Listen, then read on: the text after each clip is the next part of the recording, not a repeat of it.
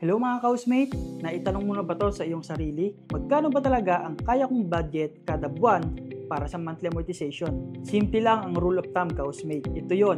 Rule number 1, 30 to 35% ng monthly income. Kung ang take-home pay mo ay 40,000 per month, dapat ay nasa 12 to 14,000 lang ang monthly amortization mo. Huwag ka nang lalagpas sa 40%. Bakit? Kasi meron ka pang ibang gastusin tulad ng kuryente, tubig, pagkain, emergency, at iba pa. At tip para malaman mo ang iyong maximum amortization, ganito lang ang gawin mo. Monthly income times 30 to 35%. Yon ang iyong magiging maximum amortization. Kaya kung 40,000 ang sahod mo, 14,000 lang ang safe na budget para sa bahay. Kaya kung hindi pasok sa 30 to 35% rule, baka kailangan mo muna mag-ipon or maghanap ng mas affordable at abot kaya na property. Gusto mo pa ba ng mga tips about sa pagkuha ng bahay?